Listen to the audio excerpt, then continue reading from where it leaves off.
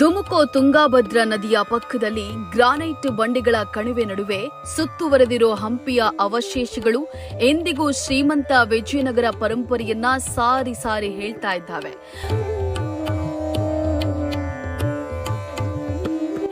ಹಂಪಿಯ ಪ್ರಮುಖ ಆಕರ್ಷಣೀಯ ಪುಣ್ಯಕ್ಷೇತ್ರ ಅಂದ್ರೆ ಅದು ಶ್ರೀ ವಿರೂಪಾಕ್ಷ ದೇವಾಲಯ. ಈ ದೇವಸ್ಥಾನವನ್ನ ಶಿವರೂಪವಾದ ವಿರೂಪಾಕ್ಷನಿಗೆ ಅರ್ಪಿಸಲಾಗಿದೆ. ಇದನ್ನ ವಿಜಯನಗರ ಸಾಮ್ರಾಜ್ಯದ ಆಡಳಿತಗಾರ 2ನೇ ದೇವರಾಯ ನಿರ್ಮಿಸಿದ್ರು ಅಂತ ಹೇಳಲಾಗುತ್ತೆ. ಹಂಪಿಯಲ್ಲಿರೋ ಈ ವಿರೂಪಾಕ್ಷ ದೇವಾಲಯವನ್ನ ತೀರ್ಥಯಾತ್ರೆಯ ಮುಖ್ಯ ಕೇಂದ್ರವಾಗಿ ಪರಿಗಣಿಸಲಾಗುತ್ತೆ. ಇಲ್ಲಿ ಈಗಲೂ ದೇವರ ಆರಾಧನೆ ನಡೆಯುತ್ತೆ.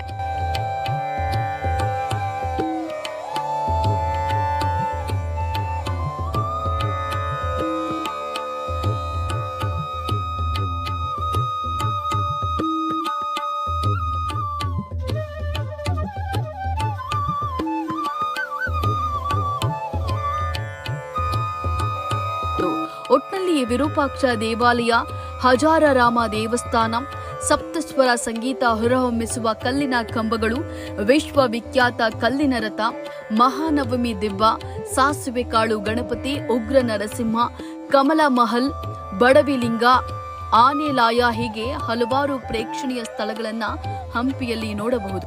ವಿಠಲ ದೇವಾಲಯ ಮತ್ತು ಪುರಾತನ ಕಲ್ಲಿನ ರಥದಂತಹ ಸಾಂಪ್ರದಾಯಿಕ ಆಕರ್ಷಣೆಗಳು ದೀರ್ಘಕಾಲಿಕ ಪ್ರವಾಸಿಗರನ್ನ ಸೆಳೆದ್ರೂ ಇಲ್ಲಿರೋ ಕಲ್ಲಿನಂತಹ ಗುಪ್ತ ರತ್ನಗಳು ಸಂಶೋಧಕ ಮನಸ್ಸುಳ್ಳವರನ್ನ ಬರಸೆಳೆದು ಕರಿತಾ ಇರ್ತಾವೆ. ಇನ್ನು ಹಂಪಿಯ ಪ್ರಮುಖ ಆಕರ್ಷಣೆ ಅಂದ್ರೆ ಅದು ಕಲ್ಲಿನ ರಥ. 16ನೇ ಶತಮಾನದಲ್ಲಿ ವಿಜಯನಗರ ಸಾಮ್ರಾಜ್ಯದ ರಾಜಕೃಷ್ಣ ದೇವರಾಯರ ಆದೇಶದ ಮೇರೆಗೆ ಈ ಕಲ್ಲಿನ ರಥವನ್ನ ನಿರ್ಮಿಸಲಾಗುತ್ತೆ. ಕಾಳಿಂಗದೊಂದಿಗಿನ ಯುದ್ಧದ ಸಮಯದಲ್ಲಿ ಚಕ್ರವರ್ತಿಯು ಕೋರ್ನಾಕ್ ಸೂರ್ಯ ದೇವಾಲಯದೊಂದಿಗೆ ಪ್ರಭಾವಿತನಾಗಿ ಹಂಪಿಯಲ್ಲಿ ಇದೇ ರೀತಿಯ ದೇವಾಲಯವನ್ನ ಮರುಸೃಷ್ಟಿಸಲು ಬಯಸಿದ್ದನೆಂದು ಇತಿಹಾಸದಲ್ಲಿ ಉಲ್ಲೇಖ ಇದೆ. ಇತ್ತೀಚೆಗೆ ಬಿಡುಗಡೆಯಾದ ಭಾರತದ ಕರೆನ್ಸಿಯ 50 ರೂಪಾಯಿಯ ನೋಟುಗಳಲ್ಲೂ ಕೂಡ ಹಂಪಿಯ ಕಲ್ಲಿನ ರಥದ ಚಿತ್ರಗಳನ್ನ ಕಾಣಬಹುದಾಗಿದೆ. ಹಸಿರು ತೋಪುಗಳು, ಅಸ್ಪಷ್ಟವಾದ ಹಳ್ಳಿಯ ಗೂಡುಗಳು ಮತ್ತು ರಮಣೀಯ ಜಲಮೂಲಗಳು, ಭವ್ಯವಾದ ಸಂಪತ್ತು ಇಲ್ಲಿ ಇನ್ನೂ ಅಸ್ತಿತ್ವದಲ್ಲಿವೆ. ಅವೆಲ್ಲ ವಿಜಯನಗರ ಸಾಮ್ರಾಜ್ಯದ ಸೊಬಗನ್ನ, ಸೌಂದರ್ಯವನ್ನ, ಶ್ರೀಮಂತಿಕೆಯನ್ನ ಎತ್ತಿ ಹಿಡಿದಿದ್ದಾವೆ. ಸಾಮ್ರಾಜ್ಯದ ಕೆಲ ಮತ್ತು ಸಂಸ್ಕೃತಿ ಶ್ರೀಮಂತಿಕೆಯ ಪ್ರತಿಬಿಂಬವಾಗಿ ನಿಮ್ಮದು ಕಮಲ್ ಮಹಲ್ ಸುಮಾರು 2 ಅಂತಸ್ತಿನ ರಚನೆಯಾಗಿರೋ ಈ ಕಮಲ್ ಮಹಲ್ ನೋಡುಗರ ಕಣ್ಮನ ಸೆಳೆಯುತ್ತದೆ. ಇದು ಎಂಡೋ ಇಸ್ಲಾಮಿಕ್ ಶೈಲಿಯಲ್ಲಿ ನಿರ್ಮಾಣವಾಗಿದೆ. ಸುತ್ತಮುತ್ತಲಿನ ಭೂದೃಶ್ಯದ ಅದ್ಭುತ ನೋಟವನ್ನ ಕಟ್ಟಿಕೊಡುತ್ತದೆ.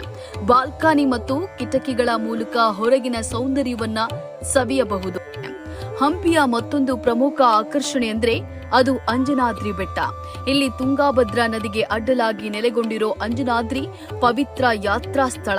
ರಾಮಾಯಣದ ಪ್ರಕಾರ ಇದು ಶಿವ ವಾಯುವಿನ ಶಕ್ತಿ ರೂಪವಾದ ಆಂಜನೇಯ ಅಂಜನಿ ದೇವಿಯ ಗರ್ಭದಿಂದ ಜನಿಸಿದ ಪುಣ್ಯ ಕ್ಷೇತ್ರ ಇದು. ಸೀತಾದೇವಿ ಇಲ್ಲಿಗೆ ಬಂದ ಬಳಿಕ ಈ ಕ್ಷೇತ್ರ ಹೆಚ್ಚು ಪ್ರಸಿದ್ಧಿಯಾಯಿತು ಅಂತ ಹೇಳಲಾಗುತ್ತೆ.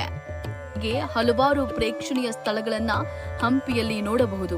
ಹೀಗಾಗಿ ಇಲ್ಲಿಗೆ ವರ್ಷವಿಡೀ ಪ್ರವಾಸಿಗರ ಪ್ರವಾಹವೇ ಹರಿದು ಬರ್ತಾ ಇರುತ್ತೆ. ಇವೆಷ್ಟು ಹಂಪಿ ಪ್ರವಾಸದ ಸಂಕ್ಷಿಪ್ತ ಮಾಹಿತಿ.